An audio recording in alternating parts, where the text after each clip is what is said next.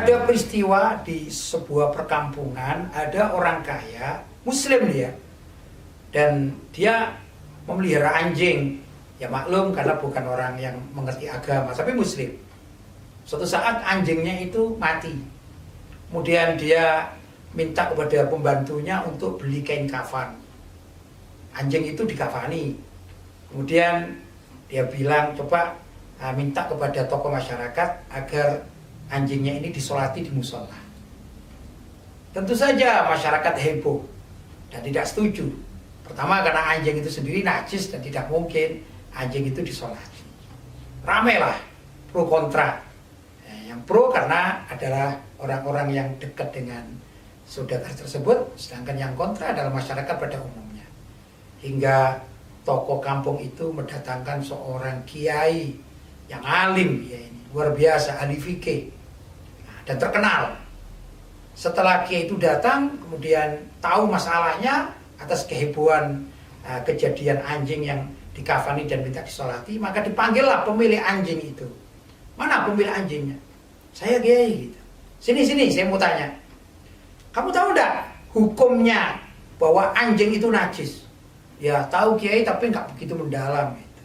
Pertama hukumnya najis, kedua nggak mungkin, nggak bisa, nggak ada ilmunya, apa dalilnya kalau anjing itu mati dan dikafani kemudian disolati? Nggak bisa, nggak boleh. Maka pemilik anjing mengatakan, tapi begini Pak Kiai, ini saya dapat wasiat. Wasiat apa? Wasiat dari anjingnya tadi itu yang mati. Katanya kalau aku mati besok kasih kafan dan sholati di musola. Maka Kiai itu mengatakan, kamu ini pembohong, mana ada anjing bisa berwasiat. Kemudian orang tersebut mengatakan, tapi begini Pak Kiai, mohon maaf, ini ada wasiat lain. Wasiat apa? Wasiatnya begini, siapa saja yang mau menyolati saya, maka aku kasih uang 100 juta. Pak Kiai ini mikir, ini uang 100 juta ya, lumayan juga ya. Akhirnya dia bilang pada orang kampung, ayo sudah kalau gitu kita sholati. Maka Pak Kiainya ini menjadi imam sholat untuk anjing tadi. Sudah selesai. Setelah sholat dan masyarakat gimana lagi, ya ikut, karena ini kiai kondang, terpaksa ikut menyolati anjing. Setelah sholat kemudian dikuburkan, maka orang-orang pada ramai datang pada Pak Kiainya. Pak Kiai mohon maaf, kok bisa ya, tadi kan Pak Kiai bilang haram, kok menjadi imam itu bagaimana ya gitu. Maka Pak Kiai dengan kecerdikannya mengatakan, oh aku sudah tanya tadi, ternyata anjingnya ini anjing keturunan anjingnya Ashabul Kahfi, kata Pak Kiai. Masyarakat awam mengatakan, oh gitu Pak Kiai, ya sudahlah kalau gitu, apa kata Pak Kiai.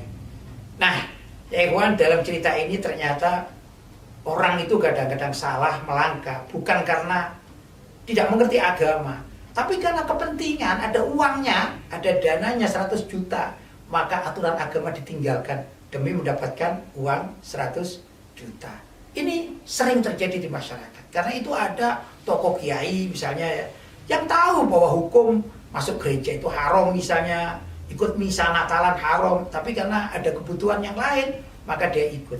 Dengan juga misalnya diundang di kelenteng, sudah tahu tempat itu tempat kesyirikan, tapi masih saja masuk karena ada dana yang dia inginkan. Jadi lain-lain dari sisi kebutuhan manusiawi, duniawi itu menyebabkan orang itu melupakan dan meninggalkan ajaran agamanya. Awas ya, kita sekarang ini banyak di mana-mana ada kiai gereja, kiai kelenteng, ya, kiai toa, yang tadi ceritanya kiai anjing, mungkin juga kiai-kiai yang lainnya. Maksudnya adalah tokoh yang memerankan agama tapi demi untuk mendapatkan uang. Mari kita jaga akidah kita, semoga selamat dunia dan akhirat. Alhamdulillahirabbil alamin.